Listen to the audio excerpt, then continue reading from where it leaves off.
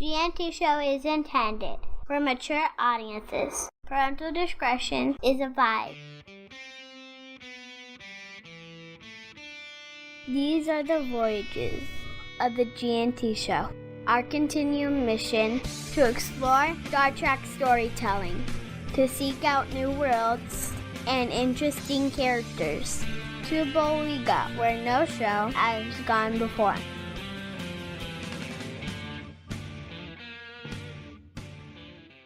Live long and prosper, bitches. This is Jen Uselis-Mackay with the GNT Show, reporting in from Capricon 36, and I am with the puppeteer, guest of honor, Stacy Gordon. Welcome, Stacy. Thank you. Really quick, Stacy is an improviser and a puppeteer in Phoenix, Arizona. She's been building puppets and teaching and performing since 2001. She puppeteers for the Bob and Angus Show, a web series produced for Mayfair Games, and she's part of a puppetry duo, Die Puppet Die. And her puppets have been featured in music videos, commercials, ABC's The View, and her studio, Puppet Pie, is located in downtown Phoenix, Arizona. So, welcome again. Thank you. And I just wanted to start, I have some friends who do puppetry. I have a background in theater, and I'm always fascinated by how did you get started in puppetry? So I initially got inspired to do puppetry because my grandfather carved marionettes when I was little. My aunt gave me my very first puppet before I could even talk or walk that she had handmade. Initially I was going to church in high school, and my high school group needed puppets, and I said, "Oh, my mom will make them." So at the age of 14, my mom and I made my first set of puppets, and I had been collecting puppets and very interested in it, my whole life. When I was in preschool and in the Sesame Street age of watching television, I remember wanting to be a twiddlebug. They lived in a milk carton. The milk carton, yes. Let us lick this giant stamp and put it on the wall. It's the best. And I wanted to live in that world, and then I remember reaching an age of kind of just disappointment of, I can't ever be a twiddlebug. Right. Because I'm not a twiddlebug, I'm a kid. So then I wanted to be a kid on Sesame Street, but this was all of course someone was just going to walk down my street and, discover me. I wouldn't tell my parents that I wanted to be a kid on Sesame Street. And then I discovered the world of theater. Yep. My parents had me in theater camps, and I did theater in high school, and eventually puppetry into that theater experience.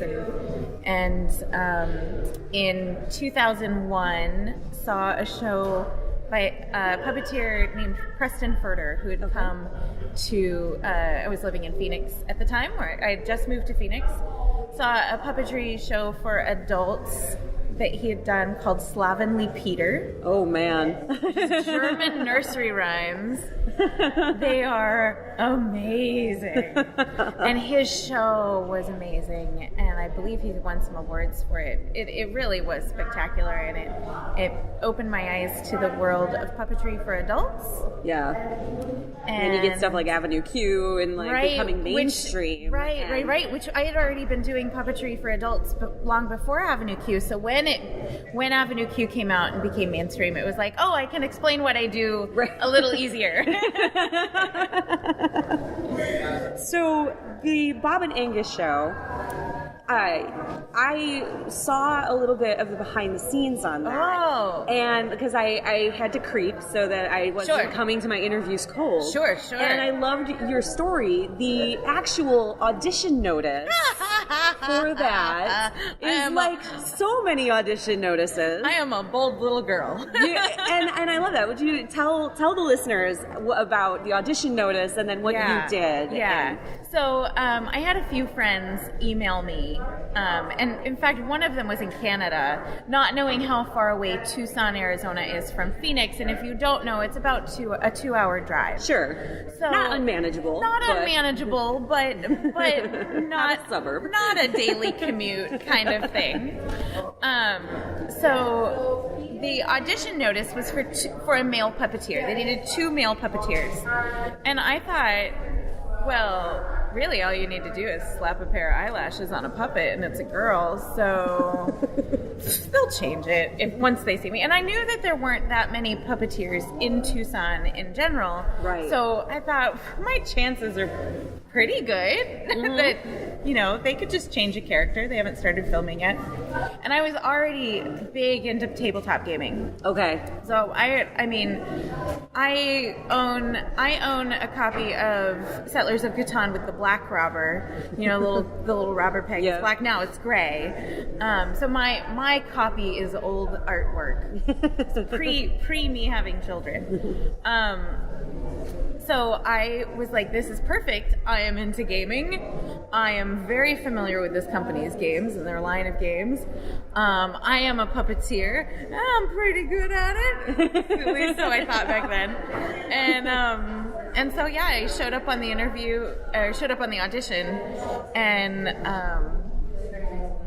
no offense to the people auditioning with me, I was like, oh, I got this. I'll slap a pair of eyes on this puppet, or a pair of eyelashes on this puppet. It's fine. They didn't even have the puppets yet. Oh. The puppets weren't finished being created. So it's like, oh, super easy. Yeah. Super duper easy. So I went home and I was like, I got this. This is, I know they want a male puppeteer, but I got this. And they called me and they said, well, you're not a guy, but you were the best puppeteer we saw. So will you come teach the guys that we hired to be puppeteers? Oh! Yes! Oh, and yet so sadly unsurprised in so many ways. It's still a job. It's still a job. It was going to only be a one-day job, and I said,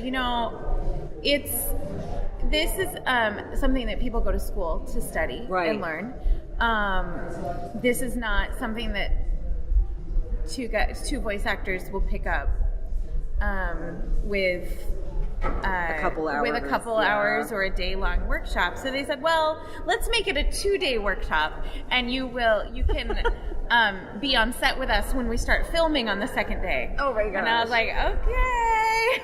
So do my best. And I consulted with a friend of mine in Toronto, different friend of mine in Toronto, who's a wonderful puppeteer, and I've worked with him on several projects. And he just said, run away. He said, don't, if they've never worked with puppets before, don't get involved. you don't know what you're getting yourself into. Right. So I decided, okay, I'm going to do it. It's just a weekend thing. It's a paying job. Right. And, let them sink their ship. And, well, no, I mean, it was really like, I'll see what I can do. Maybe they'll realize it's not just wiggling dollies. It's a little harder than... So they filmed and they sent the footage back to Mayfair, and they were just like, oh no, we can't use any of this. Because it takes time to learn. Right. The credit to the puppeteers, they were working very hard. Right. And they did the best they could, but it's like asking somebody who's never picked up a paintbrush before to go in and paint like Da Vinci. Right. It's not a skill you learn overnight. Right. You're going to have to make some horrible crayon drawings first before you can get something that's decent. Right. So it turned into a couple months of work, and if you watch the first videos, I mean, those weren't even the first ones that we filmed. I think we trashed all the footage from that, but rightfully so.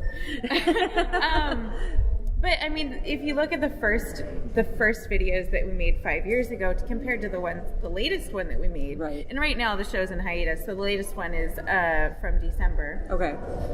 But I mean, the guys have just improved leaps and bounds. I mean, but it's 5 years of experience under their belt, right? Which is, that's huge. It's huge. It's huge in any sort of theatrical field. Like when you really start working at your craft, the improvement kind of is exponential. It's like everything you learn, you just take in, and it just comes back out tenfold. And I think I had the opportunity many years ago to meet Dave Goles, who performs Gonzo and other characters from the Muppets. Nobody could see what Amy just did in the background, but she's a huge Muppet fan. Oh, and so me too. Really, me too. She just squeed silently. The silent squeak. Well, I asked him because I was a newer puppeteer at the time. I was probably newer, consistent puppeteer. Sure. At the time, so I've been doing puppetry since high school, but at that point, I was doing it sporadically, and at the point I met Dave Goles, I was more serious about it. And I said, when did you finally become comfortable as a puppeteer? And he very quickly said, 8 years. It took him 8 years to become comfortable.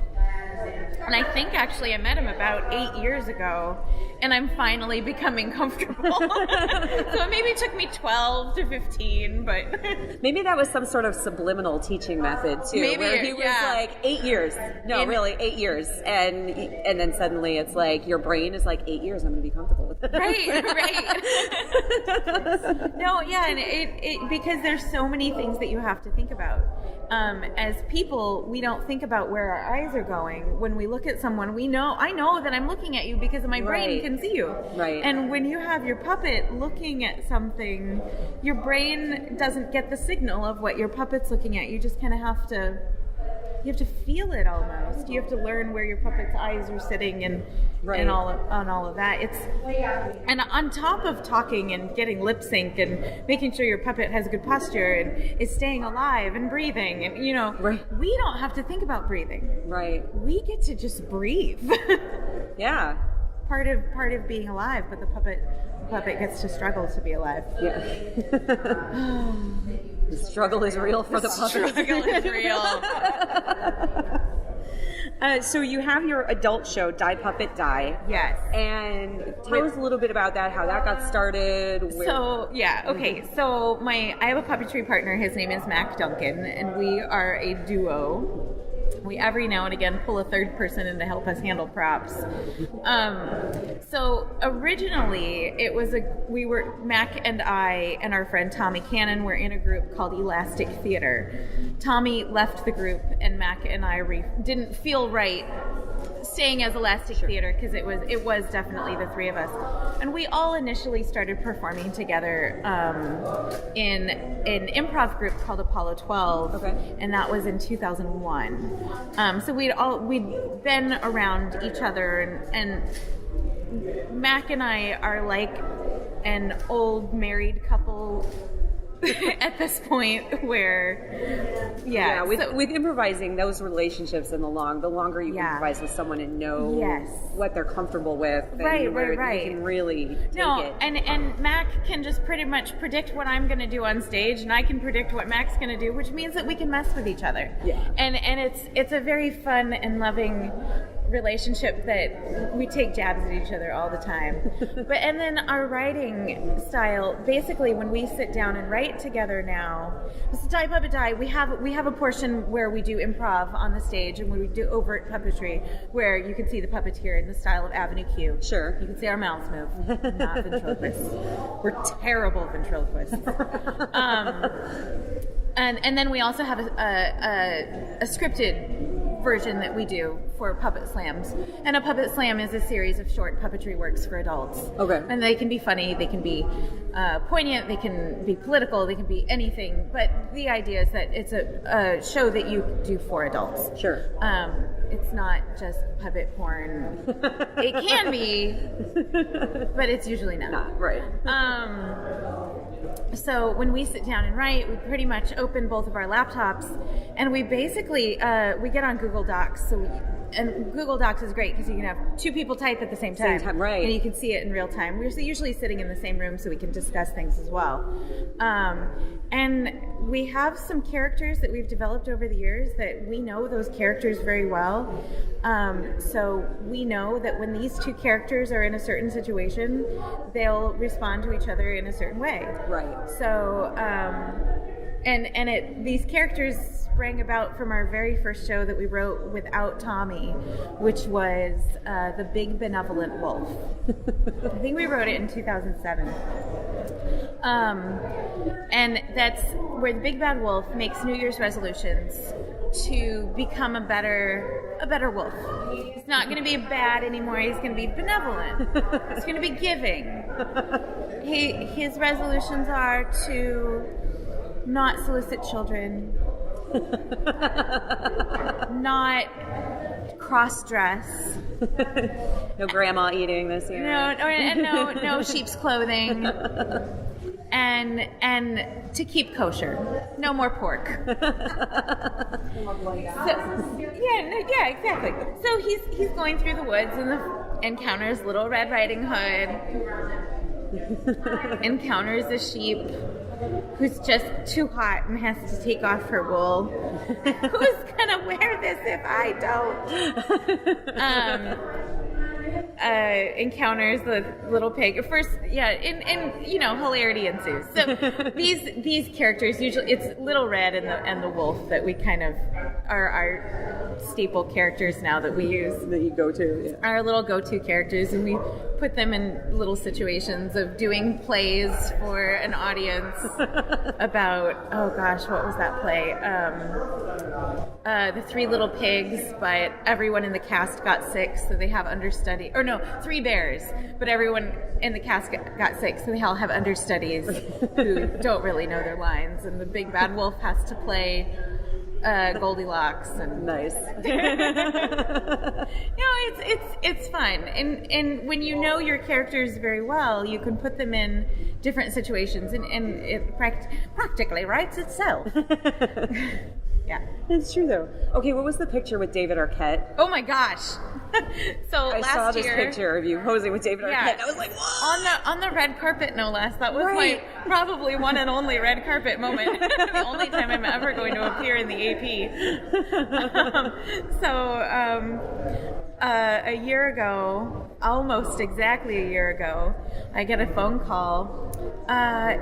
This is Anthony Decimito from the Torch Theater. The Torch Theater is the improv theater in Phoenix. Okay. Fantastic theater. And I had met Anthony, here and there, but didn't really know Anthony. And I was like, oh, is this voice going with the person that I'm thinking of? And he's like, I don't know if you know me, but I need to know if you can. This is 10:30 at night, by the way. I was already in my pajamas in bed because I'm that kind of person. It's the night before the Super Bowl. Yeah. And the Super Bowl was taking place in Phoenix. And he calls and says, I need to know if you can do a puppet show for David Arquette. And I said, sure, when? And he said, as soon as you can get here. Oh my God. I'm thinking it's going to be later in the week. Something, is it going to be scripted? Do I need to bring a stage? He said, no, just bring puppets. We're going to do an improv puppet show with David Arquette. Okay, and I do improv. I know Anthony's from the improv theater. I know he can do improv. I don't know if David Arquette does improv, but I'm sure he does. He's in theater or, in the industry. So, sure, he does improv. Well, but does he do puppetry? Turns out, absolutely yes. Wow. The thing that David Arquette and I have in common is that both of our grandfathers made marionettes. That's amazing. David Arquette's grandfather was also in the entertainment industry, and he made beautiful marionettes. I have to say, his marionettes were way better than my grandpa's marionettes. Wow. There's an article in Popular Mechanics about it, and you can read it online and see some of his marionettes. And David has his grandfather's marionette collection. That's incredible. Yeah, absolutely wonderful. So I brought hand puppets, moving mouth hand puppets that I'd made, and he had a pop-up party at a hotel.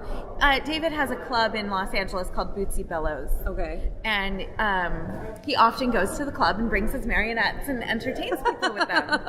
Which I think is great. That's delightful. It is delightful. So he was going to do this at the pop-up club. That's amazing. And he said, I need somebody with puppets. And his people found a stand-up club where my friend Anthony had been performing. And they said, hey, can you do a puppet show for David Arquette? And he's like, puppets, how am I going to get puppets? Stacey does puppets. And he had seen me perform. That's how Anthony knew me. So he called the theater. The theater gave him my number. That's incredible. David pulled me out, and Anthony's out there as well. There's quite a few pictures of all three of us together. So. That's awesome. And while Anthony had never done puppets before, he, took right to it. He didn't have much of a choice. That's a sink or swim. And then I'm not into sports ball. Right. Like, this is not my thing. I respect all of the people where that's their fandom. Right. It's not mine. Right. Mine is puppets, ironically enough. So, all of these football players are at this party. Drake is at this party. This picture of David holding one of my puppets with Drake. And that kind of music that's not my fandom. I'm like, oh, Drake, I wonder what he does. And I'm interacting with all of these. What does he do? He's a rapper. Oh, yeah. Right. So, I'm interacting with all of these people that, my childhood friends who are very in football, like, yeah, I know who they are.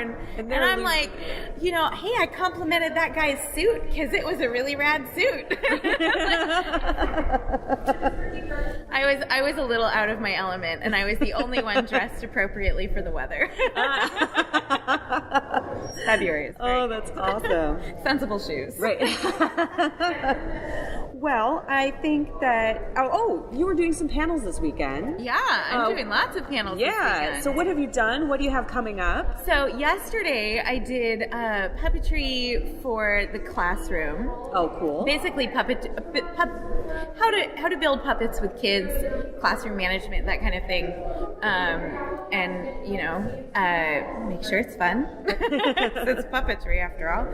And then I did a panel on Puppetry 101. It's puppetry manipulation, which is one of my favorite things to teach because a lot of people don't know how to move a puppet, and they're like, oh, why when I do it doesn't look like when a puppeteer does it. And so I like teaching those. I like seeing the aha moments and stuff like that. And I got to teach a puppet making workshop for kids. Oh. And I designed a special little, I'm actually going to pull it out so that your listeners can be jealous. Oh, yeah. I can even send you a picture. I designed a little goat puppet. Oh, for Capricon. For Capricon. So that's he's got a little cute. hidden tooth in there that... Oh my gosh, we will definitely take a little picture of this. Yes. Yeah, so that's fun. And then today I get to teach Puppet Building 101. I'll just kind of go over puppet building in general. And, if you want to start making your own puppets, this would be a good one to come to. And let me look at my schedule. And then tonight is the best thing. At 10 o'clock, we're doing the late night Puppet Slam. So it is a lot of shows that I have done for adults, and then my friend Noah Jinnix, who's a fabulous Chicago puppeteer, right in your midst here in Chicago. Nice. One of my dearest friends. He's going to stand in for Mac, who couldn't come. Oh, fun. And he's going to, we're going to do some of my shows, and we're going to do some improv together. Awesome. Oh, good. I'm so excited for that. Yes. And he is bringing, the puppets that I keep for myself are all my old horrible puppets that I made, 7-8 years ago. And I don't keep great puppets for myself, but Noah definitely keeps great puppets for himself. So his puppets are wonderfully beautiful, and I can't wait to perform with them. Awesome. Yeah. That's so fun. So where can we find you online? What do you have coming up? So you can find me online at puppetpie.com. Let's see. The Bob and Angus show is looking to come out of hiatus. Currently, they are no longer owned by Mayfair Games, so they are looking for jobs. If you have a job for Bob and Angus, you can email probably the Bob and Angus show at something.com. but we're looking for projects for that. And then I've got the Phoenix Comic-Con coming up. This is kind of me prepping for my con season. I do workshops at my puppet studio in Phoenix, so I've got that to plan. And nice. I know like Terry lives in New Mexico, but that's like practically next door compared to Chicago. Oh, so. Yes, absolutely. It's like an 8-hour drive instead of a 36-hour drive or whatever it would be to get here. I'm going to make Terry, I should make her promise in 2016 to go to a puppet workshop. Oh, yeah. Challenge, Terry, challenge. It's nice and warm. Just come in the spring before it gets blazing hot. Yeah. Well, thank you so much for sitting down with us and talking with us today. We really appreciate it. I'm glad to have been sitting here talking to you. It's a little cool in this corner right now, so she's gritting. 10 degrees is 75 less degrees than the weather I left. Oh, God. And 75 degrees is quite warm. Yeah, comparatively. Well, this is Jen talking with Stacey Corden, and we are signing out right now. So thank you so much. Hi, this is Jen Uselis-Mackay. I'm with the G&T Show, reporting in from Capricon 36, and I am here with guest of honor, Mark Oshiro. Hello. Hi, Mark. Mark is the author of the blogs and video series Mark Reads and Mark Watches. Mark Does Stuff. And he chronicles his unspoiled journey through various television and book series. He's been subjecting himself, I love this, Mark has been subjecting himself to the emotional journey that one takes when they enter a fictional world for the first time. And so he writes blog posts, he's got videos, he's covered Harry Potter, Hunger Games, Lord of the Rings, and stuff like Buffy and Angel, Last Airbender, Battlestar Galactica, and Veronica Mars. And this all earned him a Hugo nomination in 2013 and 2014. So welcome. Thank you. Thank you very much. So how did this project start? Where did this come from? How did this start? It's the wildest story. So in 2009, I was working for a media company in Los Angeles, and my editor sent me to Comic-Con. I'd been to Comic-Con, but this was like, I'm going to be reporter-y, journalist-y. Right. Clearly I know words. But he said, I'll send you, pay for your way there, and I'll give you a free ticket, but you have to cover one thing for me. And I was like, sure, that's fair. He's like, you have to go to the Twilight panel. And I was like, oh my God. Why? I was like, kidding me? Why? Oh. Why? No, that's a terrible idea. And he's like, free trip to San Diego and Comic-Con. And I was like, damn it. So I went. It was when New Moon was coming out. So the second movie was coming out. Okay. And I was assigned to go to the panel and cover whatever happens on the panel, which I knew I wouldn't understand because I knew nothing of the series and I had no interest in it. Right. And I made a wonderful, also rebellious choice to not do what I was assigned. And I instead covered, that was the year, 2009 was the first year that people lined up outside of the convention center in San Diego at not days before and slept outside. Now they do it every year to get into Hall H. Right. Twilight fans started it. People don't know that. I had to get up at 4 a.m. on a Friday in order to stand in line just to get in the building. So they didn't even get you a press pass. Oh no! Anything, I don't know if you know this. If you have a press pass at Comic-Con, it gets you in the building. That's it. You still have to stand in line with everyone else. Wow! So I got up at 4 a.m. because I saw the line the day before. Got to the convention center around 6 a.m, and I was like, "This is awful. This is terrible. What am I doing here?" I was like 2,000th in line, and I was like, "God, I have to be here for 8 hours." Until the panel starts, so I ended up making my story about all the people in line. Because you're sitting with a bunch of nerds, they're talking about the thing they love, right. And all of them were saying things like, it is the greatest romance of all time. And I heard someone, and this is what spawned this project, I heard this woman say, I realized my boyfriend was not good enough for me once I met Edward Cullen. And I was like, now, my reaction was, maybe I got this wrong. Right.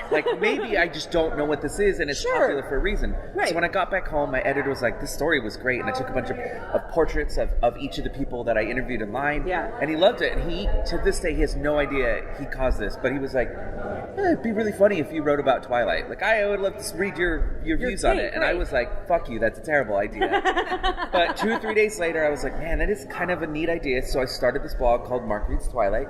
I had a full-time job, so I would read one chapter at work, write a review of that one chapter because that's all I had time for, and then pass it around to my office buddies, and we would all laugh at how like bad romancy, and then it just kept getting actually terrible, and I was like, this is really bad. Yeah.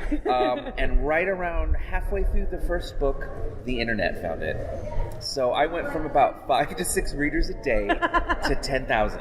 Holy and crap. my boss was like, well, now you can't stop. And that was in the summer, May of 2009. Yeah. Oh no, August of, I don't even know dates. Whenever Comic-Con was, must have been August is when I started it. And it was a very surreal journey through that series, because it's actually the only thing I ever did for Mark Reads that I just outright hated. I didn't actually like it at all. And so as I was nearing the end of it, one of my coworkers, my friend Bree, said, hey, I'd really like to see you do this again with another book, but I think it would be cool to do something you like instead of something you hate. Right. And I was like, I don't know, what should I read? And she's like, have you read the Harry Potter books? And I was like, no, I don't fucking do wizards. I don't do wizards and fantasy. I'm a science fiction person. I don't do that. She's like, it's not what you think it is. You should do Harry Potter. So I started Harry Potter in May of 2010, not knowing anything except for maybe 1 or 2 spoilers.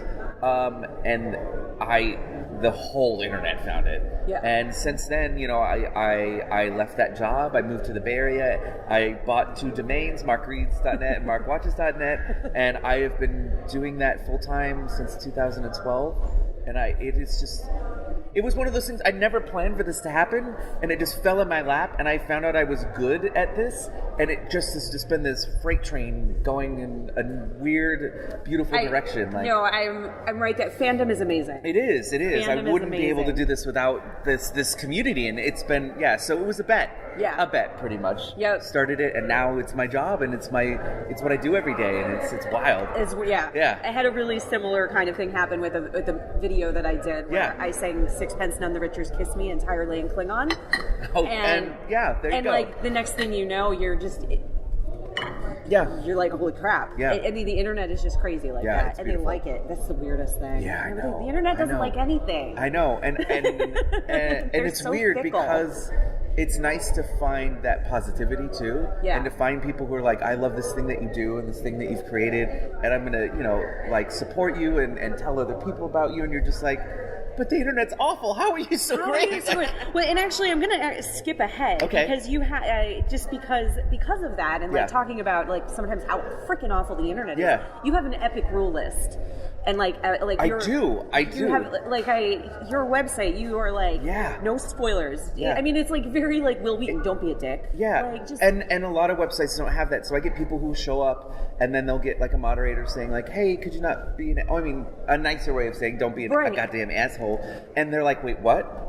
And a lot of people are not used to being in a community where there are standards of conduct. I ripped off a lot of that. I've been a community manager since I was 19 years old. So I've been helping companies or bands or whatnot run their online communities. Sure. So I need to write a book because I've seen some shit over the years. Just things you would never believe, but unless you've been online and you absolutely believe it. So part of the fun of starting my own websites when I moved to the Bay Area was I didn't have a boss. I didn't have someone else. Mark Reads, Twilight, and Harry Potter were on another company's website. Right. And I ran the website, but I didn't have ultimate control. And so I was like, look, if I'm going to have a place where nerds can be nerds and talk about their favorite things, I want to make sure women, people of color, queer people, LGBT people can talk about the things, and sometimes in a critical manner, without having to worry about the weight of awful internet crushing down on them. And unfortunately, that means sometimes you have to spell out, just don't do this thing. Please don't use slurs. Please don't do this. And some people hate that. They see it and they bounce, which is fine. But the people who stick around are like, the coolest compliment I've ever gotten from people who read my website is they say, I am their one website where they read the comments every day. Yeah. And I'm like, I'm proud of that. And part of that goes to, I have a huge team of moderators, and it's fun. And I love that aspect is there. We have a really good group here in Chicago, the Chicago Nerd Social Club. Oh, I love them. I did an event for the Chicago Nerd Social Club, the Leverage thing, last year. Oh God, I love that show. Oh, yeah. So I know Mishi and this is great already. I know. I love Miss she but they're really good about their commenting policy and their anti-harassment policy and really like keeping people honest in their conversation. Well, it's weird because I think in fandom there's this idea. I mean, because I grew up in the late '80s, early '90s, and being a nerd was not cool at all. It was fucking awful and terrible. And I was a victim of bullying for that, and then many other reasons. And so there's this idea that we can't bully and be terrible people. And so when people see these rules or are asked, like when conventions have codes of conduct and harassment policies, they're like, well, we don't need that. We're fine. Like, we were bullied. We know what it's like. And I'm like, but that's the problem is people still have the capacity to do terrible things. And sometimes they just need to very directly be told, just don't do that thing. Right. And so, yeah. And some people are just oblivious, and they say something, and they don't think about it. Yeah. And you point it out, and they're like, "Oh my god!" Exactly. And then everything's fine, and it's awkward for 30 seconds, and then we all move on, and we're better, and it's just I don't know. Anyway. And then there's the other people. Well, you're doing a panel today about that, aren't you? I am doing a panel about the other people. I have been in fan feuds since I was originally in the X-Files fandom, because it was the one show my mom let me watch, and so that was my first fandom. Not just in I hate saying in real life, in meat space, I guess, and the internet. That was my first internet community, and I have seen some things in fandom, and I'm like so excited because it's like my whole. I guess I didn't really think about it, but most of my life has been spent in a fandom or another, and it's just how it is, and so I don't know. Yeah, I'm very excited to talk about that later today too. Yeah, it'll be great. I think I might be performing during that one, so I'm like, I have like a whole list of things where like I can't go to that, I can't go to that. So it's now 7 years later. Yeah. You have this thing. Where are you? Christ, it's been 7 years. Where does it go now? Like, what are you doing? Like, where has it? Where is it from? Where has it changed, and like, where is it going? So the biggest way it's changed is the introduction of videos. So originally, Mark Reads and Mark Watches was just the blog and nothing else.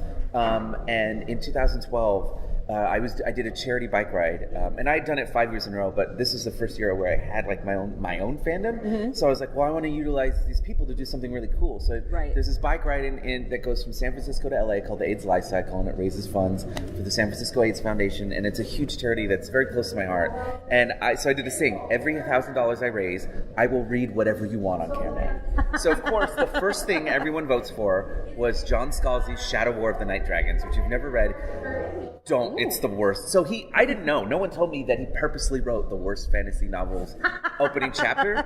I had never read any of his work, and I'm reading this thing, and I'm like, did everyone think I would like this? And if you want to watch someone have an existential crisis on camera, you watch this because I'm reading it, and I'm like, that was a terrible sentence.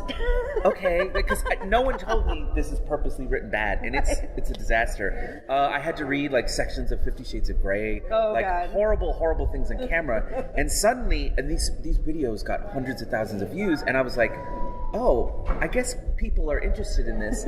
And so now when I read something for the first time or watch it, it's more or less like a version of Mystery Science Theater, but live and improv. Okay. So I sit with a camera facing towards me.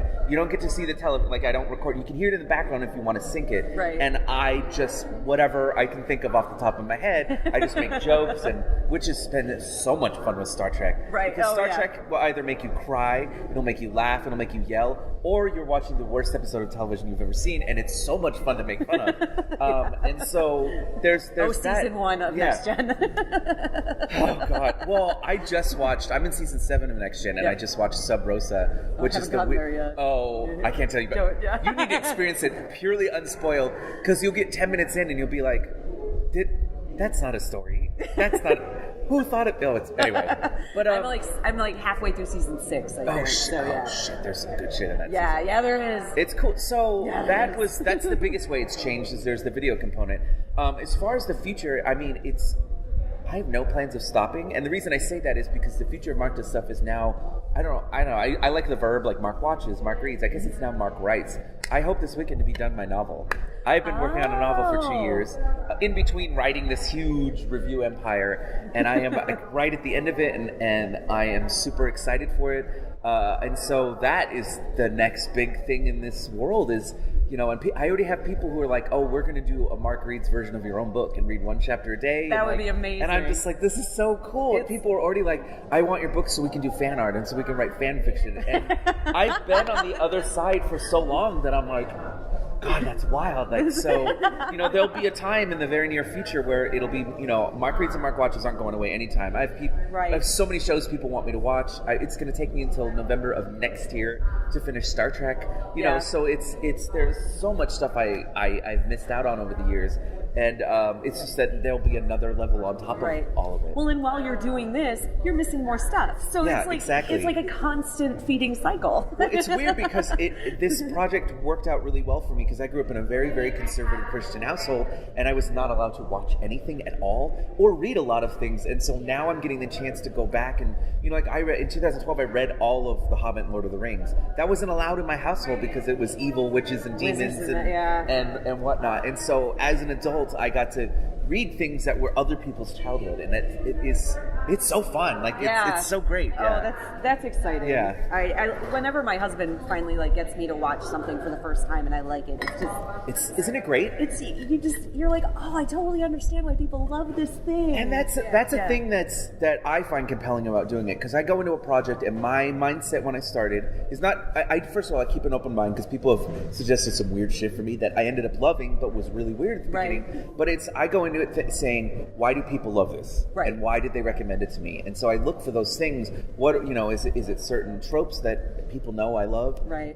Everyone in my community knows I love when the earth opens up and eats people. I'm just obsessed with this. It's like a magical thing. Have you watched Charmed yet? Oh, yeah. I mean, I grew up on Charmed. It happened a lot on that show. That might actually be where that came from now that I think about it. So, like, Charmed was allowed? I snuck that one. No. That was a secretive one. That was not allowed at all. No. And now it was really satisfying. Like, it happens. Have you seen Buffy the Vampire Slayer? Yeah. It happens. Huge. The biggest earth opening up and eating people. Right. Oh God, it's too much. So, you know, I try to think about like, well, what is it about this story that people think will resonate with me? Right. Is it because it actually has queer characters? Is it because it comments on something that's relevant to my life? And it's so fun because 99% of the time I get to that point where I'm like, holy shit, this is why someone got me to watch or read this. So, yeah. What a job. Well, I'm going to get to the G&T show. Is a Star Trek based podcast originally, and so they have a series of questions that are like they're the Lipton questions of the G&T show. Since you are watching, are they specific to certain shows, or is it just general? It's nice and general. Right. So, of what you've watched now, what's your favorite Trek series? My favorite Trek series right now? Deep Space Nine. Deep Space Nine. Yeah, Deep Space Nine. It's so messed up. Deep Space Nine. A lot of people I know like it because it allowed for longer story arcs. Yes, and I was shocked when there was a 4-parter, and I was like, why? This never happened ever, and I didn't expect it, and I kept expecting the end of the episode, and then it kept saying to be continued, and I was like, what is happening? What is happening with Star Trek? Like, yeah. If you could be any species in the Trek universe, except human, which would you be? Trill. Ooh. Trill. I love the idea, because the Trill is the closest thing we have to like where the show says that people aren't necessarily the gender binary, and I love the idea that you know is it the Trill is the creature inside? Yeah, it's like inside that the Trill can be one person, but then gets the experience of multiple bodies. Like that is, I think that is one of the coolest things Trek ever did. Yeah, Trill. If you were given an opportunity to write an open-ended series based on one Trek character, who would it be? Oh, wow. I would... I'll give you 2 answers. First, I definitely wrote fan fiction last year about Spot the Cat. David's cat. It was great. But I would say for a whole series, oh, wow. I'll say this, because I'm writing my first book is a YA novel, I would love to write about Jake as a teenager. So Jake is Sisko's son on DS9. Jake. I love the idea of plus I love the idea of a non-annoying teenager on Star Trek. Wesley gets better, but he's a little grating at first. Well, but. it's like Alexander Worf's son is like, every episode he's on, I'm just like, this kid. Yeah. And it's just so hard. It's so hard to watch because I'm just like, it's this little kid in blackface too. Yeah. So it's like a whole I'm like, why did layers upon layers? It's like, there's God. What authors' books do you run out to get when they're released? Oh my God.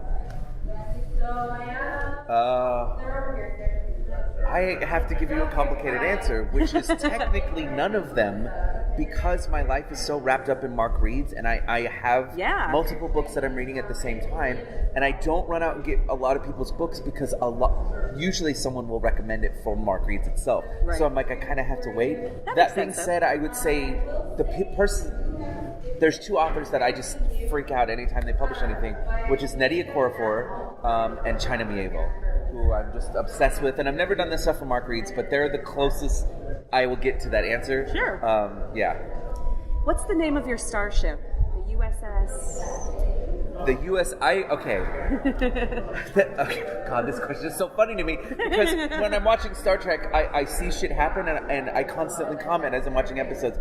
This is the point where I'd run away. This is the point where I'd go back to Earth. This is the point where I would abandon everyone and leave them behind. So I would helm the USS Disaster because I just see situations and I'm like, nope, wouldn't do that. Like I'll watch them be like, let's get closer to that black hole, and I'm like, no, I'd go to the other side of space, run away. I'm terrible. USS Disaster. Somebody else said something similar to that. Oh, it was Eric Wilkerson. Oh, I love Eric. Eric is fantastic. I interviewed him yesterday, and he said something very similar, where he was just like, he wouldn't want to be on Voyager, he wanted to be on the other ship. Yeah.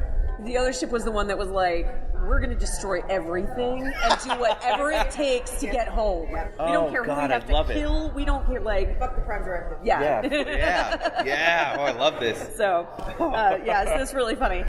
If you were given the green light, this is the tough question. Okay. If you were given the green light to kill a major Star Trek canon character, who would you pick? Riker. Oh! Riker, and not because I find him... no hesitation. Not because it's not that there's anything wrong with him, and Jonathan Frakes is one of my favorite humans ever, especially his work on Leverage is so wonderful and awesome, but I just think that everyone else is so much more compelling than he is. It's just everyone else's backstory is more interesting to me. I find that everyone's stories, how they interact with the universe is better. It's just that I feel like if anything, it's because the writers didn't take Riker into anything more than just the I'm gonna fuck everything that moves. Right. That's a woman, by the way. He would have been more interesting if he was like pansexual or like a Jack Harkness kind of thing. And nope, don't even get that. So Riker, that's my answer. I do like him with the beard more than without the beard. Agreed. It's weird. That first season with the fresh face, and then all of a sudden he like shaves it for like one episode or whatever later on, and you're like, no, bring it back. Bring it back. We need that. Yeah. Well, you mentioned you have your book. Yes. So potential upcoming in the future. What other upcoming projects should we be looking for, and how can we find you? Okay, so the easiest way to find me, I go by Mark Does Stuff on the entire internet. So that's my Tumblr, Facebook, everything. MarkReads.net is all of the book reviews. MarkWatches.net is all of the television reviews. I am super excited. So I have since September 2012 been reading all of Tamara Pierce's books. The Tortall books in publication order, and then the Emelon books in publication order. In about 2 weeks, I will have finised all like 20 some odd books. Holy moly! It took me, 3.5 years. Yeah. So I will be starting a series of books by Diane Duane called The Young Wizards. I don't know anything about them, so that starts in March. And when I get home from Capricon, I will be continuing to watch Death Note. Ooh, fuck that show! It's so messed up. I am watching a show after that called Neon Genesis Evangelion. Which is a big thing in the... I don't know Evangeline. What it is. Matthew Sweet, his song Evangeline from the Girlfriend album is actually based on, it was like Evangelion. I'm watching, finishing up Hannibal, catching up on Doctor Who. I'm watching the show called Terriers that I've never seen, don't know anything about. And then hopefully by then I will have caught up with season 3 of the show. But I watched the show last month called The 100. Oh yeah, that's good. Oh, you won't things even about that, understand. yeah. I've never. I actually, when I finished it, I said there has been no series in the entire world better suited for what I do ever, because it's all about subverting the tropes of a dystopian world, and you think you know what's happening. I mean, there's this whole thing in season 2 where I spent countless episodes being like, that's happening. They're clearly leading to this, and then they get to the moment, and it goes so far in the other direction, and I was like, who does this on television anymore? It's so exciting. Right. So, and then I'm still working my way through the Discworld books by Terry Pratchett. Yep. I'm on the 6th Soul Music, so lots of Pratchett in the future. It's exciting. And Star Trek until November of 2017. Never, and then by then the new series will be out. CBS show will be out. Yeah. So maybe longer than that at GNT. Who knows how many of those episodes? Yeah. That is so exciting too, because I love Brian Fuller shows. And Pushing Daisies. When I was like, I hear the rumor is Angela Bassett and Rosario Dawson right now. Because he did it. Someone asked him like in 2012 or 13, who would be your ideal, captain and first officer? And he, like without a beat, was like Angela Bassett, Rosario Dawson. If that happens, I will go have children and then sell them to make sure that I don't care. I don't. Oh God, I want it so bad. Yeah. I don't know. Yeah, and he's also doing the American Gods show too. And, is he? Yeah. Yeah, and he just cast a fantastic shadow, and I'm like, he gets it. And he's a Trek fan. Huge. And that's the one thing I'm holding out for with the upcoming Star Trek movie. Yeah. Even I'm like, a lot of us are, the Trek fans are still like. I haven't seen it, but I heard the trailer is really weird. It's really weird. But isn't it who's directing it? Is it Justin Lin? That sounds correct. And the interview, and the interview that I saw with him made it feel like he got it more. Okay. I mean, he's still married to his script, but it felt like he got it more. Yeah. So crossing fingers. So, well, that's about all the time we have. So much fun. Thank you so much for sitting down and talking with us. Anytime. I really appreciate this is fantastic. it. And I will let you know when it goes online. Okay, and I'll send it all out to everyone. Mark Oshiro, you can find him at Mark Does Stuff. Just Google Mark Does Stuff. You'll find him. It's everywhere. Thank you so much. Thank you.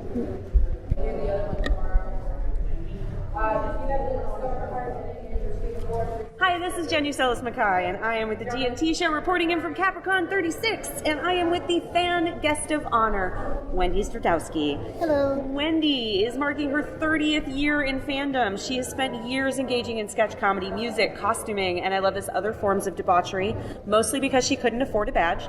She's been on staff at WendyCon and ShyCon 7, a panelist at conventions around the upper Midwest, and as her reign as Miss Capricon, she is hoping to work to promote inclusiveness in fandom and to help share the wonder of storytelling. Welcome, Wendy. Thank you for sitting down and talking with us. Thank you. Your guests can't actually see. We made the reference to the Miss Capricon. She has a lovely sash. When they asked me to be fan guest of honor, I asked, does it come with a tiara? Well, at opening ceremonies, I discovered apparently, yes, it does, and a sash. Yeah. So I have a tiara on and a lovely blue sash that reads Miss Capricon 36. Perfect. So what does it mean to you to be the fan guest of honor? Sort of interesting. A lot of people who want to be, who are fan guests of honor, like they're guests because they're a fan. I took that to be a job. I'm the guest of honor on behalf of fans. At opening ceremonies, I actually made a little speech where I said, look guys, this is a weird time to be a fan. On the one hand, people are spending billions of dollars to make movies about properties that we kept in our basement. Right. But on the other hand, in fandom, we're mirroring a lot of the issues that we're dealing with in culture at large. Things like we had with the whole fake geek girls and You're Not a Real Gamer, and then the Hugo Awards and the sad puppies and all of that. So it's clear that we as fandom are still trying to work out what it means to be a fan. Right. And so one thing that I asked the con people, I said, look, everybody, we're here because we're fans. We are here because we have chosen to be fans together in this place this weekend. Right. We want to hang out with other people who are super passionate, even if it's not about the same things. And everybody here, you are occupying space in the same physical reality. You're a real fan. And I wanted everybody to remember that and take joy in that, take joy in the fact that we are here with other people who are fans, because a fan is a fanatic. And we're here because we're fans. Not necessarily the same stuff, not the same shows, maybe even different things for the same reasons. Or how long? Right. Just if it's your first Capricon, awesome, you're a fan. If it's your 36th Capricon, awesome, you're a fan. And just because you didn't have the same experience that I did coming into fandom doesn't make you less of a fan. Right. It means you have a different, fresh set of eyes to see things that maybe I take for granted. Right. And so that's something that I really did take it as a job. Yeah. Because, as you may have noticed, I'm a bit outspoken and opinionated. And they knew what it said on the tin. They knew if they gave me a soapbox, I was going to shoot my mouth off. Well, and that actually kind of leads into my next question of how far has fandom come? You know, we're looking at, for you, 30 years in fandom and attending conventions and, and all of that. So how far has fandom come for you, and how much further, how far do we still have to go, do you feel? Well, speaking as a woman who started attending conventions in the early 80s, there were a lot of things that I dealt with that I thought were just part of something you had to cope with. Sure. At my first convention, I was groped by the author guest of honor, grabbed my ass in the pool. At another convention in Michigan later that year, a guy tried to force his way into the hotel room behind me.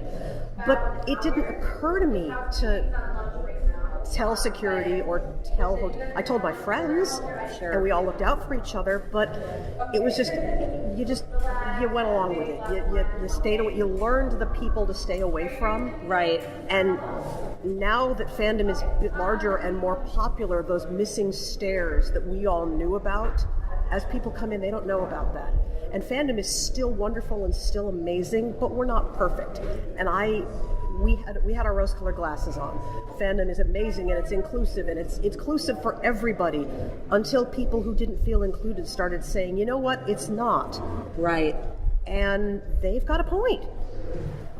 Someone yesterday, we were talking about accents in audio drama, and talking about, what if someone had a Middle Eastern accent, and I said, that brings emotional baggage to a role that you have to be careful about. Right. And someone said, well, what do you mean? And I said, I don't think you get to ask the white chick. I don't think I get to answer that question. Right. I get to say, you have to be careful, but it's not my place.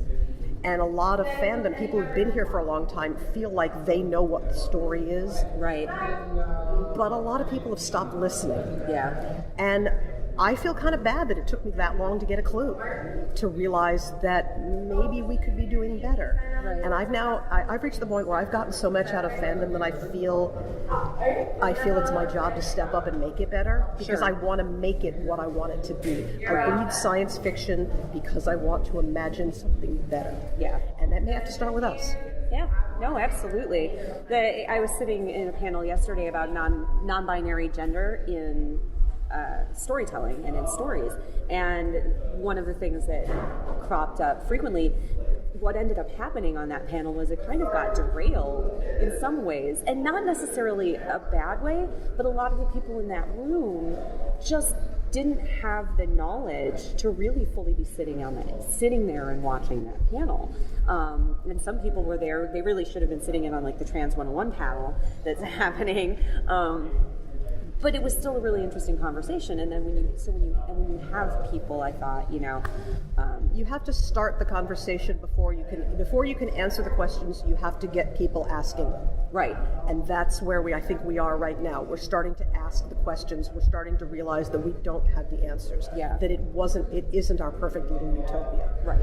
I have a good friend who, one of the women in my band, used to be a guy I worked with, and when she told me she was transitioning, I said, I don't get it, but that's my hang-up, that's not your hang-up, and if I do something stupid, tell me, but because you're my friend, and it's up to me to be happy that you're happy.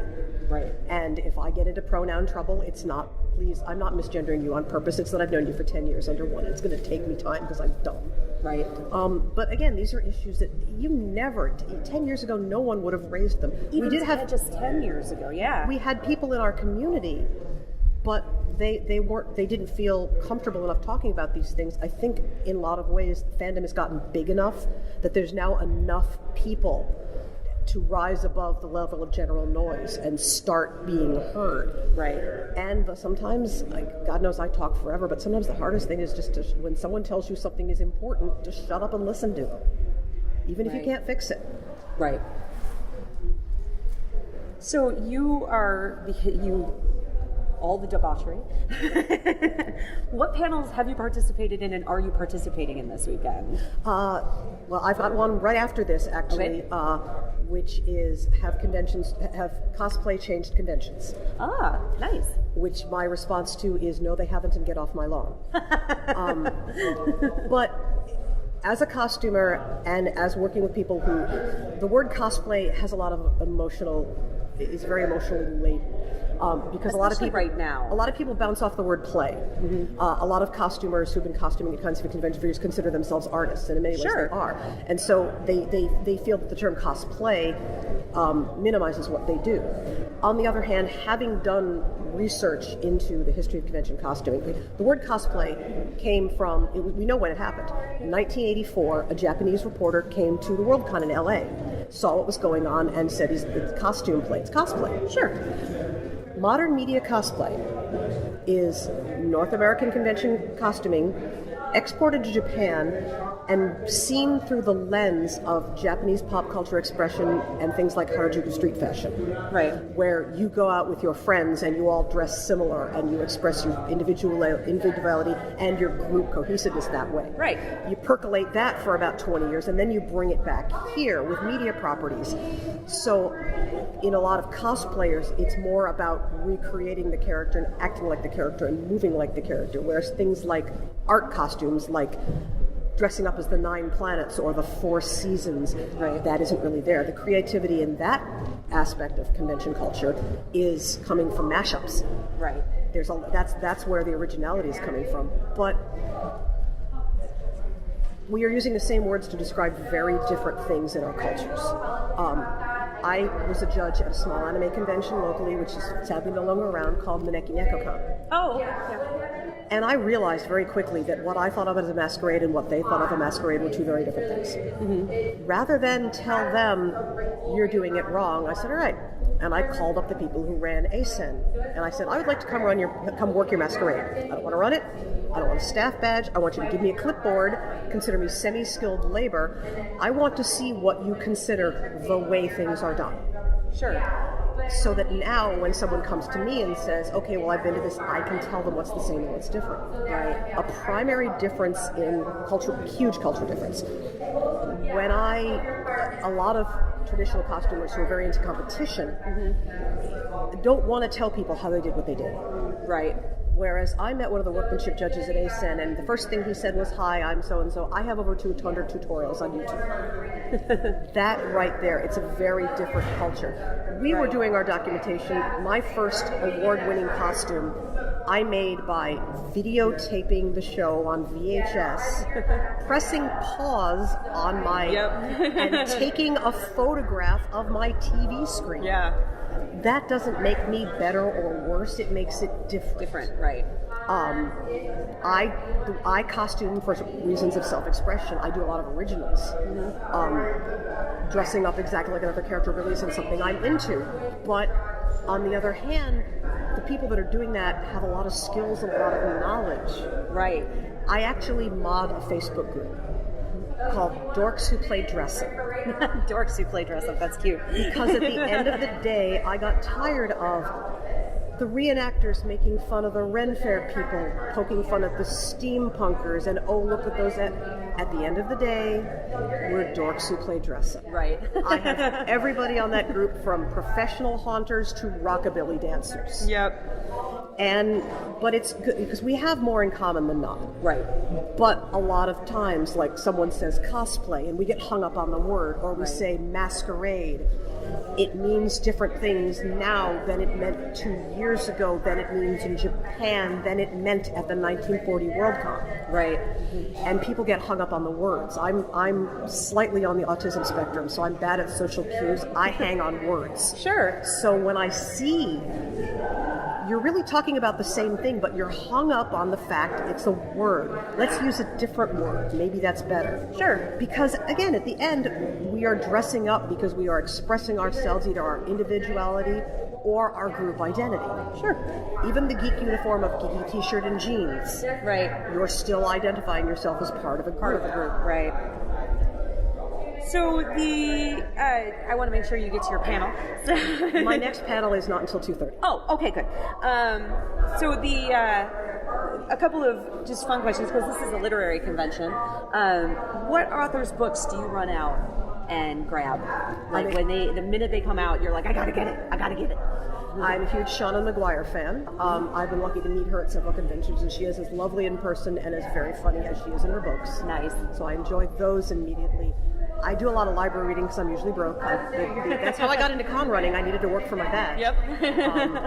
Hers I'm very fond of. I'm very fond of Ursula Vernon. She has some new ebooks. Actually, I do a lot of self-publishing and stuff. But I'm also doing a lot more. Currently, I'm going back through science fiction history. After the Hugo Awards and all the resulting nonsense, I realized that a lot of people don't have a sense of where the genre came from. Sure. So I started an online book club called How We Got Here. Nice. And I went and did some research and curated a list of 10 books, not the best books, but some of the most influential books. Right. And I'm going back now and reading them either for the first time or for the first time in like 20 years and revisiting kind of how we got here, because all the discussion, Anne Leckie's books are wonderful. The Ancillary Mercy books. But a lot of the things she's doing, Ursula Le Guin did 40 years ago. But if that's not in your milieu, you wouldn't understand.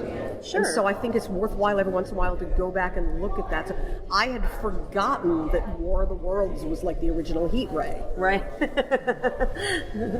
So we went and did that. So right now we are up to, I skipped the section of short stories. I believe that we're just past A Canticle for Leibowitz.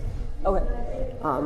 Which deals with post-apocalyptic religion and the idea that the monasteries are the keepers of knowledge. Okay. Again, 1960s, but it's still being the same topics are being reworked. Right. So it's interesting to go back and look at that and then think about that was the first time somebody did that. What was going on at the time that made that interesting? So I'm actually doing a lot of rereading right now. Neat. That's super neat. That was, you said, where we came from? Oh, how we got here. How we got here. Which is how we as a genre got here. Yeah. Because, again, not the best books, and yes, a lot of them are all by old white dudes, because it was the 1940s and 50s, and yeah. But it's interesting to take snapshots and look at that, and then go back and look at some of the modern stuff, and realize that this is this perfect. Why were these popular at this time? Well, we got in a huge discussion yesterday about 1950s monster movies, which I adore. But that was all totally, we are dabbling in things we should not be doing, and it's going to bite us in the butt. Right. And that's how you got the giant bugs and all of that. But it was addressing people's fears at the time. So what does it say that we're going back and looking at that stuff again? Clearly there's the same stuff going on in our heads. Right. So not from an academic standpoint, but just from a curiosity standpoint, I want to know why. Yeah. Yeah, absolutely. So do you have anything, you're working on that project right now? I'm working through that, yeah. Do you have any other upcoming things that you're doing within fandom, or sort of that are like outside projects where people can go online and find you, or? Well, in Chicago we have a group of sea shanty singers that gets together on the third Sunday of every month, and we do sea shanty singing in the Chicago Maritime Festival. In addition to being fanish, I was also, I've been a Ren Fair performer and a musician for a number of years. Awesome. And so the Chicago Maritime Festival is coming up in April, and I'll be working and performing at that. But other than that, I'm doing individual costume commissions, stuff like that. I'm certainly not Mark's level of media celebrity.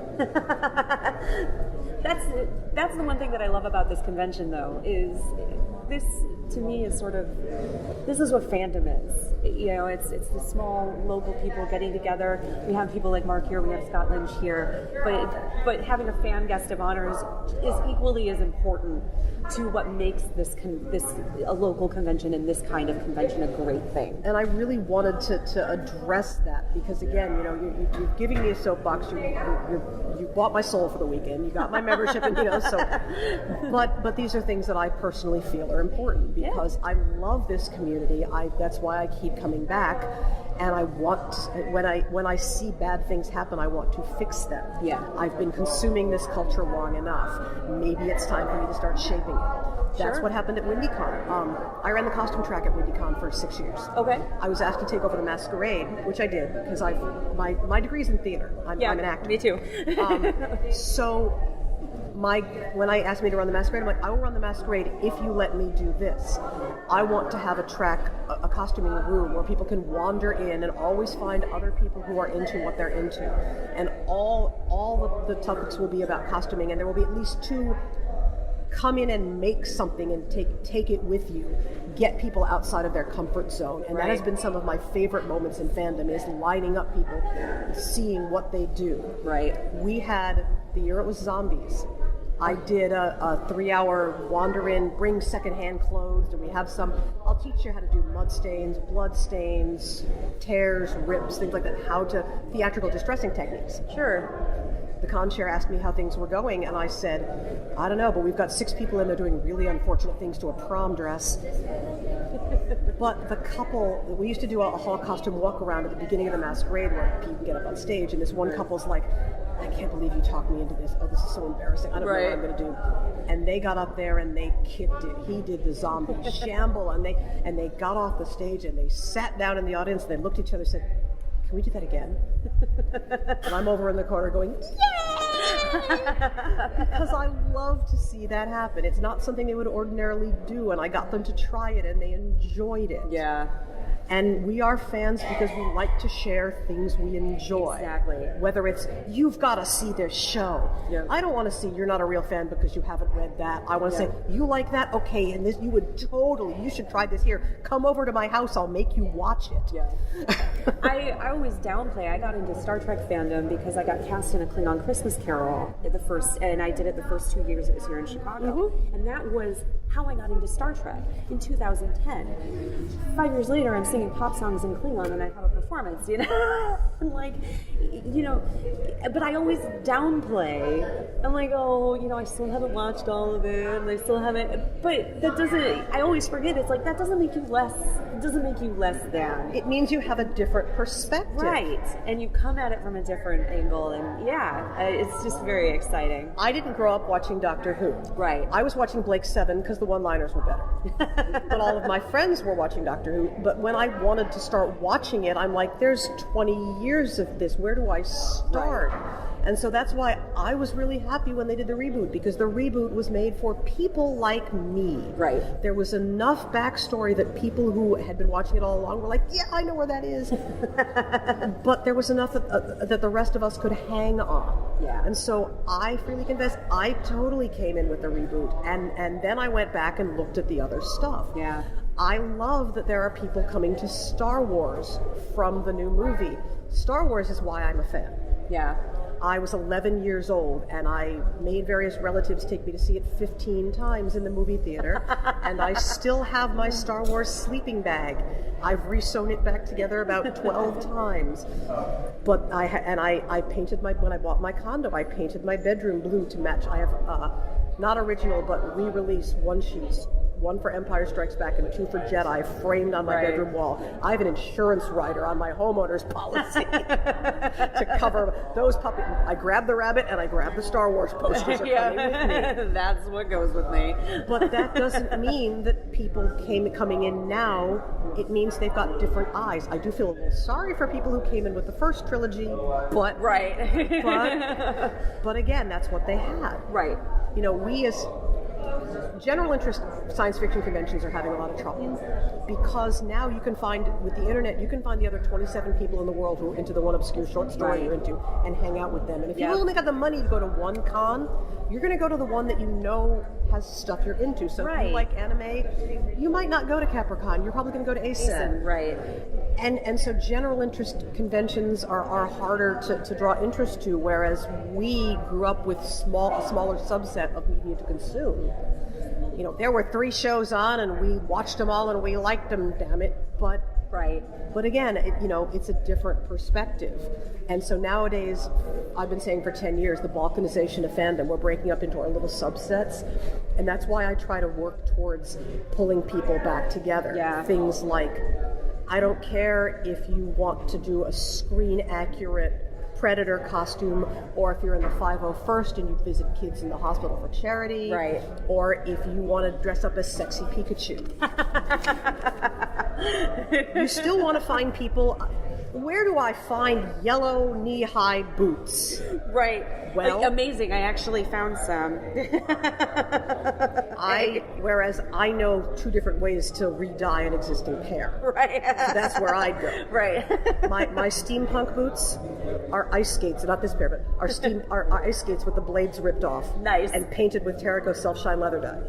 Whatever works. I taught myself to I taught myself to sew in 2014. I bought myself a sewing machine, got on YouTube, and I taught myself to sew so that I could build myself an original series Mara, Day of the Dove, Star Trek costume. So I was an original series Klingon. I learned to sew because I'm short and I had to shorten all of my clothes, and I started working the Ren fairs, and someone said, "Can you make me an outfit just like that?" And the little cash register in the back of my head went ka-ching. I used to do retail out of a store in Evanston. I still do custom stuff. Yeah. I am working on a mashup for a customer now. They're doing Disney Princess Jedi, and she's doing Kida from Atlantis. Nice. But she doesn't want to have a bare midriff. So we want to adapt, not just take Kida and put Jedi robes on her, but adapt the robes that her people wear in the movie to look like Jedi. Yeah. It's so fun. And mashups are the best. And I know somebody else who has a group, and they did their Jedi Kida, and I looked at the pictures, and it is clearly recognizably the character, and it looks absolutely nothing like my sketches. Right. And that's cool. Yeah. From a design standpoint. Yep, absolutely. But I think one of the big differences that people notice from customers and cosplayers, and again, there's more stuff available to buy. Right. Those of us who grew up having to make our own, we have skills and we take pride in them. And some people use that to put down people who buy their costumes. Right. It's not a competition unless you have actually entered the competition. If you've entered a competition with something you bought, you're probably going to lose to someone who made their effort. But if you're in the hallway walking down, I don't care if you bought it. Right. I've been stopping people here all weekend going, "That's cool, let me take your picture." Right. Because I don't care why you do it, I don't care where you're doing it, you're playing dress up. And that's awesome. It's fun. Yeah. It's like my sort of next-gen DS9 inspired Klingon uniform is a half-seat. Like, I bought the top, but I built the skirt, and I built the sleeves. So I'm like, I don't have the ability to build a corset. Like, I don't have, that is above my current skill set. But, you do it piecemeal, and you learn as you go. We built DS9 uniforms 6 months before the show came out. We decided we liked them. Yeah. Mainly just because we liked the idea of a jumpsuit with pockets. Yeah. And we actually made them out of a Simplicity pattern. One of the big pattern companies. We produced a jumpsuit pattern for the Tom Cruise racing movie Days of Thunder. Wow. I actually have a next-gen uniform pattern on the way right now so that I can build a Beverly Crusher later this year. But they make them now. Yeah, right. And they didn't do that. But on the other hand, it's a jumpsuit. So we taped all the pattern pieces together. We drew the lines where the color needed to be, and we cut it apart again. And that's how we made our uniforms. Right. And I wore them to the Science of Star Trek thing at the Museum of Science and Industry, and all the staffers were like, "That's great! You've got pockets." The one guy's like, "I've got my keys in my boot," and woman's like, "My wallet's in my bra." That's great, because in space, no one apparently needs pockets. Right? Isn't that funny how that works? I guess because you replicate everything. Yeah, that's true. Just walk up to a thing and be like, "I need this now," and it's done. I always wonder what happens to the glasses. Picard asks for his Earl Grey hot, and it doesn't just make the tea, it makes the glass too. It makes the teacup. Where do the teacups go? I feel like there's just a imagine hanger. there's probably a hopper for. I imagine it as I imagine it as the hopper. I imagine it as super fast 3D printing. It is the replicator does two things. Here's the cup and here is the tea, and once they're finished, bloop. Right. Yeah, that's the one thing I've always wondered about. Is there just a whole hanger full of teacups? I think there's a waste bin. When he's done, he just kind of drops it back in, and it breaks it back down into its component molecules, goes back in the system, and the next thing it'll be a steak. Yeah, well, I like it. Most science fiction that I know, refers to, they sequester it. There's the carbon compounds, there's the whatever, and it churns it together when you need it. Yeah, because it takes up a lot less space than a hanger bay full of cups. Yeah. I mean, I assume there was probably some way it happened, but it always just tickled me that they never really addressed that. And the mugs on Star Trek were travel mugs that you could buy in the store. They were cylindrical and had a wide base because I found one at like the dollar store and carried it with my uniform for a year. One of the roll-up, they had like a roll-up toolkit. Yep. My mom bought me that roll-up toolkit for my sewing kit. Awesome. And I slapped a paint job on it. And I'm like, that's the odd thing about doing cosplay is a lot of ways you're more screen accurate than screen accurate, because if you've ever done theater, props, you can get away with a lot on screen that you can't get away with in the hallways. We had these mugs in the first couple seasons of Klingon Christmas Carol. They were glasses that we just wrapped with black electrical, black gaffer's tape, probably. Gaffer's tape, yep. And they ended up looking kind of beat up and a little bit like a leather exterior or something. They looked cool from the audience, but that's all that they had to look cool for. But the magic of theater, which is why I don't care about my crooked seams. I'm still learning, and my seams are crooked, but I made this. I actually had this discussion with someone who's a professional historical pattern maker at CostumeCon years ago, and she wants to do not a display of our best costumes. She wants us to do a display of our first costumes. Oh, yeah. Because when someone comes to me and says, I could never do what you do, I say, 20 years ago I couldn't either. Yep. Here is the folk dance vest that I bought at the secondhand store that I lined with big swaths of fusible interfacing, and I cut the buttons off and put in eyelets with a pair of pliers, and I think one eyelet is still hanging by a string. and I put boning under the front to make it like a fair bodice, except I didn't know that you have to melt the ends of the boning so it's not sharp. Oh, God. Because otherwise you bend over and it's like, for the radio listener, you get poked in the bottom of the bosom. But I have that because when I'm on a panel for getting started, I bring the polyester 60s disco era poet shirt that I stuck trim from Woolworths on and thought I was the coolest kid in town. But everybody starts somewhere. Right. And that's the one rule in Dorks Who Play Dress Up is there's no garb smirking. Costuming is not a zero-sum game. Someone else doesn't have to lose in order for you to win. Right. I mean, unless you're actively entering a costume contest. Right. But again, competition is different, but, none of that's not period. Right. Don't care. Right. Are you having fun? Does it look cool? Did you enjoy making it? Right. If you didn't enjoy making it, what are you going to do different next time? I have no idea. Tell me how you did that, because I can't figure that out. I've never done silicone casting. I've never done latex sculpting. So I always got people tell me about how this works, because I might want to try it. Yeah. And people come up to me and go, those are awesome Victorian boots. I go to the secondhand store and buy a pair of ice skates and a screwdriver and take the blades off and then gaff tape the soles so you don't slip. Done and done. Well, we're coming up on a half an hour. Thank you so much for sitting down and talking with us. Thank you for also explaining. I freely confess, as I told people, I was not familiar with your podcast, so I'm looking forward to hearing more about it. Yeah, they're really fun. I'm excited that they let me come along for this crazy ride and to do this again. Thank you for coming, because again, the more word gets out about Capricon is an interesting convention. It's smaller than some of the larger conventions, but interesting things are happening. Yep. They're really trying to make it welcoming and inclusive, and there is everything here from, as Mark Oshiro said, everything from academic level discussion panels to, we did adult Mad Libs the other night and got absolutely ridiculously filthy at midnight. Mark will never live down the word gravy again.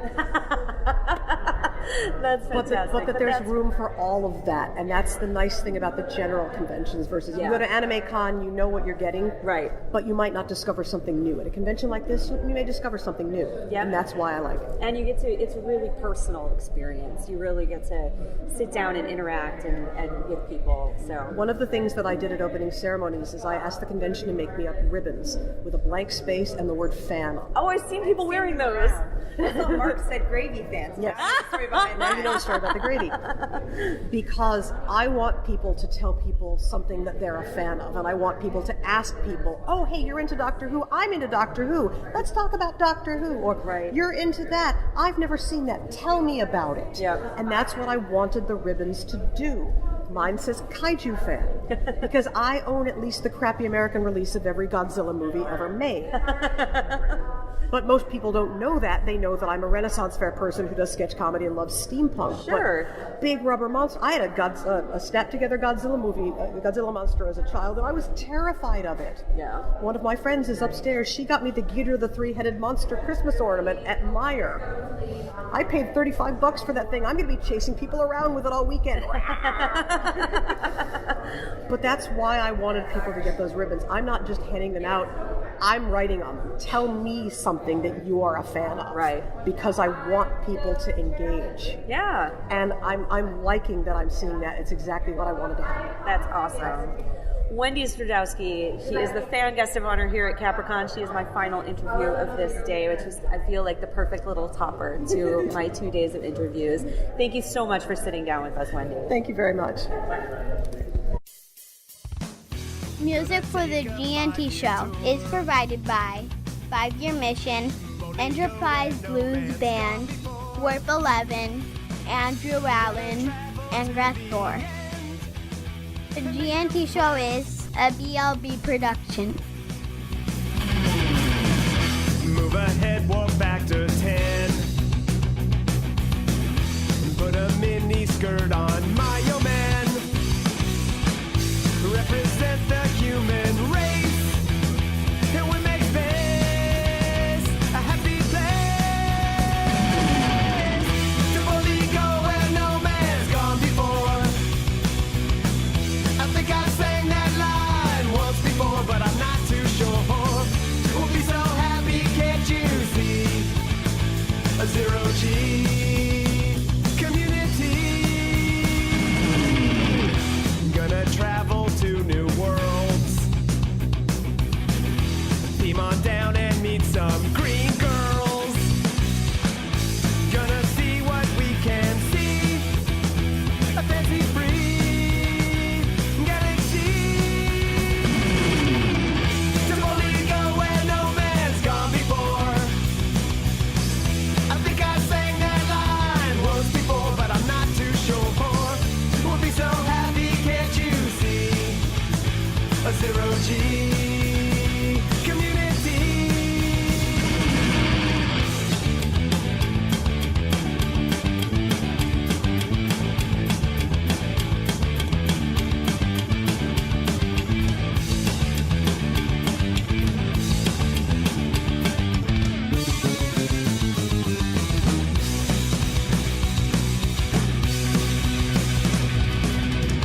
Come and take a tour with me.